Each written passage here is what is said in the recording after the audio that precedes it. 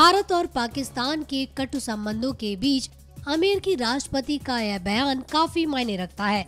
Trump ने कहा कि दोनों देशों के बीच तनाव जल्द खत्म हो सकता है। वियतनाम के हनाई में शिखर वार्ता में शामिल ट्रंप ने कहा कि दोनों देशों के बीच दिलचस्प खबरें आ रही हैं। अमेरिका का दावा है कि इन सब में वह मध्यस्थ की भूमिका निभा रहा है। ट्रंप ने कहा कि हमें उम्मीद है कि सदियों से चला आ रहा ये तनाव जल्द ही खत्म होगा। बता दें कि पुलवामा आतंकी हमले के बाद व्हाइट हाउस ने पाकिस्तान से दो टूक में कहा था कि वह अपने यहाँ आतंकी संगठनों का संरक्षण बंद करे। इसी क्रम में अमेरिकी विदेश मंत्रालय ने कहा था कि यदि भारत अपनी आत्मरक्षा के लिए कदम उठाता है तो अमेरिका उसका पूरा साथ देगा। लेकिन बदलते हालात में अमेरिकी राष्ट्रपति का यह बयान काफी मायने रखता है।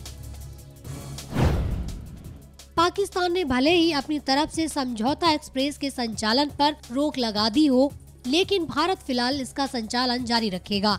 भारत की तरफ से समझौता एक्सप्रेस दिल्ली से अटारी तक चलेगी। बुधवार को भी यह ट्रेन चली है। यह अलग बात है कि बहुत कम लोगों ने इसमें सवार होने की हिम्मत जुटाई। विशाखापत्तनम मुख्यालय वाले नए दक्षिण रेलवे जाने की घोषणा करने के उपरांत समझौता एक्सप्रेस के भविष्य को लेकर पूछे गए प्रश्न के जवाब में रेल मंत्री पीयूष गोयल ने कहा कि समझौता एक्सप्रेस का संचालन रोके जाने के बारे में किसी तरह के आधिकारिक निर्देश प्राप्त नहीं हुए। इस संदर्भ में हमें जो भी निर्देश मिलेंगे हम उनका पालन करेंगे। We have not yet received any instructions from the authorities about any change to the current running of the Samjhauta Express, and we shall follow whatever directions are received in this regard. Yoga guru Baba Ramdev बुधवार को असम के बक्सा पहुँचे, जहां उन्होंने शहीद मुनेश्वर बासु मंत्री के परिवार से मुलाकात की। इस दौरान बाबा रामदेव ने शहीद के परिवार को 2.5 लाख रुपए की मदद की राशि दी। बता दें कि शहीद मुनेश्वर बासु मंत्री बीते 14 फरवरी को पुलवामा आतंकी हमले में शहीद हुए थे। इस हमले में सीआरपीएफ के 40 से अधिक जवान शहीद हो गए थे। बाबा रामदेव ने इस घटना पर दुख व्यक्त किया और जेम्स शिविर में पाकिस्तान में हवाई हमले के लिए भारतीय वायु सेना की सराहना की। बाणेश्वर वसुमतारी जी ने जो देश के लिए शहादत कुर्बानी दी है, उनको हम यहाँ श्रद्धांजलि देने के लिए आए और उनकी पत्नी सन्मति में बहुत हिम्मत हमने देखी है। दोनों बच्चे भी उनके बहुत ही होनहार और अपने पिता के बलिदान पर बहुत गौरव रखने वाले बच्चे हैं। इस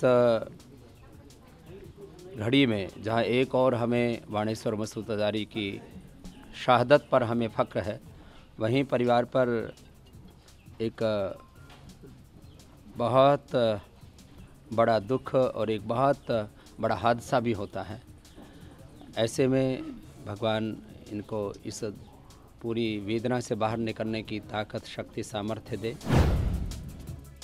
मुख्यमंत्री कैप्टन अमरिंदर सिंह ने अफवाहों के खिलाफ सावधान रहने की अपील करते हुए बुधवार को सेना सीमा सुरक्षा बल आईटीबीपी के शीर्ष अधिकारियों के साथ समीक्षा की। उन्होंने पंजाब पुलिस के आला अधिकारियों के अलावा पंजाब के डीजीपी दिनकर गुप्ता के साथ बैठक कर स्थिति की समीक्षा की। कैप्टन अमरिंदर सिंह ने स्थिति से निपटने के लिए सेना को हर संभव मदद का आश्वासन दिया है और यह सुनिश्चित किया है कि भारत और पाकिस्तान के बीच बढ़ते तनाव के बीच सीमा क्षेत्र स्थिर और सुरक्षित रहे। उन्होंने कहा कि राज्य एलओसी पर बढ़ते तनाव के बीच किसी भी स्थिति से निपटने के लिए पूरी तरह तैयार है।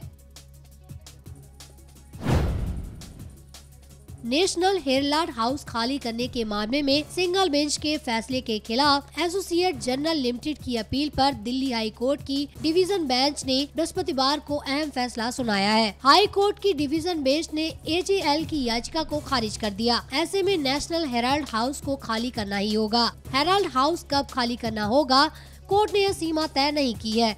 बता दें कि 19 फरवरी 2019 को दिल्ली हाई कोर्ट ने केंद्र सरकार की तरफ से सॉलिसिटर जनरल तुषार मेहता और नेशनल हेराल्ड अखबार के प्रकाशन एसोसिएट्स जनरल्स लिमिटेड के वरिष्ठ अभिवक्ता अभिषेक मन्नू सिंघवी की दलील सुनने के बाद इस मामले में अपना फैसला सुरक्षित रख लिया था। ओमान की राजधानी मस्कट में 12 महीनों तक यातनाएं झेलने के बाद भारतीय महिला को बचा लिया गया है और अब वह सुरक्षित हैदराबाद पहुंच चुकी है। बातचीत में महिला ने बताया कि नौकरी के बहाने उसे वहां पर भेजा गया था और उसके बाद उस पर तरह तरह के जुल्म किए गए। भारतीय एम्बेसी में शिकायत के बाद विदेश मंत्री सुषमा स्वराज की मदद से वह भारत वापस आ पाई है और इसके लिए उस महिला ने सुषमा स्वराज का शुक्रिया भी अदा किया। इसके साथ ही महिला ने क्या कहा, आइए सुनते हैं।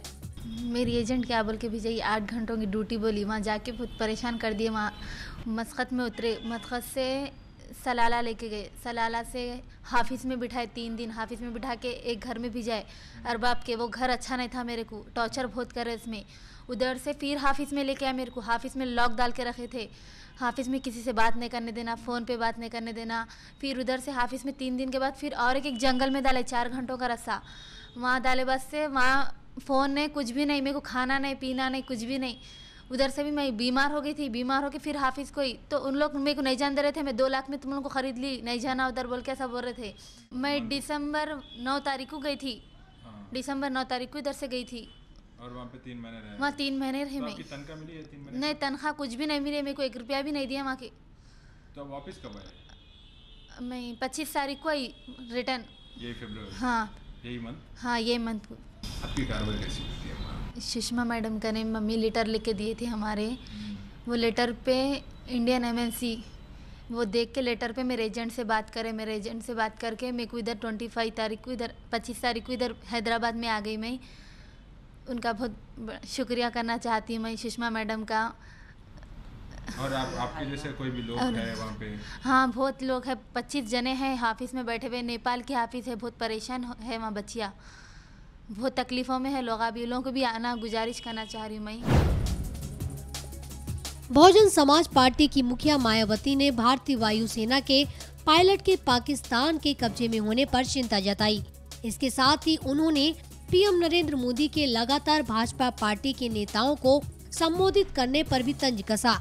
मायावती ने ट्वीट कर कहा कि कल पाकिस्तान के हवाई हमले को देश की वायुसेना ने नाकाम किया है। इस कार्य के लिए वायुसेना बधाई की पात्र है। पाकिस्तान का हवाई हमला सेना ने कल नाकाम कर दिया, यह बड़ी राहत की बात है। इसके साथ ही दुखद है कि देश का एक जाबाज एयरफोर्स अफसर पाकिस्तान के कब्जे में है, यह बड़ी चिंता की बात है।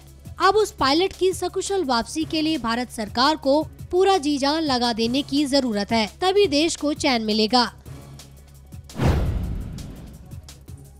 मुख्यमंत्री योगी आदित्यनाथ आज अमेठी में पीएम नरेंद्र मोदी के आगमन से पहले की तैयारी की समीक्षा करने पहुंचे। सीएम योगी आज जिले में विकास कार्यों की समीक्षा करने के साथ कानून व्यवस्था का जायजा लेंगे।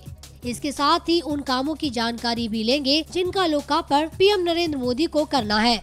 इसके साथ ही मुख्यमंत्री योगी आदित्यनाथ आज यहां प्रधानमंत्री नरेंद्र मोदी की लाइव वीडियो कॉन्फ्रेंसिंग भी देखेंगे।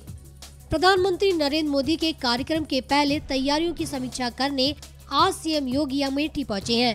इस दौरान कार्यक्रम की तैयारियों में लगे प्रशासनिक व पुलिस अधिकारियों के साथ भाजपा के नेताओं का अमला भी दिखा। मुख्यमंत्री जिले में विकास कार्यों की समीक्षा करने के साथ उसकी तैयारी भी देखेंगे, जिन कामों का 3 मार्च को पीएम मोदी के हाथों से लोकार्पण होना है। बुधवार को जम्मू के बड़गांव में भारतीय वायुसेना के Mi-17 हेलीकॉप्टर क्रैश में 7 जवान शहीद हो गए। इस हेलीकॉप्टर में अंबाला के रहने वाले सिद्धार्थ शर्मा भी शहीद हो गए। बताया जा रहा है कि सिद्धार्थ शर्मा अंबाला के नारायणगढ़ के रहने वाले थे और उनका परिवार कुछ समय से चंडीगढ़ में रह रहा था। उनकी शहादत के बाद परिवार में मातम छा गया, लेकिन पिता जगदीश वशिष्ठ को इस बात पर गर्व भी है कि उनका बेटा देश के काम आया।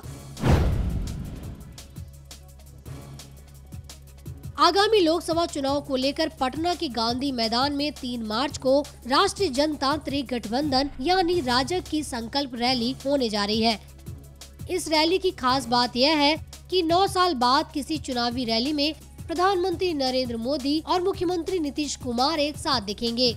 विदित हो कि नरेंद्र मोदी और नीतीश कुमार 2010 में पंजाब के लुधियाना में राजग के चुनाव प्रचार के दौरान एक मंच पर साथ नजर आए थे। तब नीतीश कुमार का जनता दल यूनाइटेड राजग का घटक दल था, लेकिन इसके बाद ही जून 2013 में नीतीश कुमार राजग से नाता तोड़ राष्ट्रीय जनता दल व कांग्रेस के साथ महागठबंधन का हिस्सा बने तथा महागठबंधन की सरकार में मुख्यमंत्री बने। इसके साथ ही 2017 में वे फिर राजग में वापस लौटे, तथा राजग की सरकार बनाई।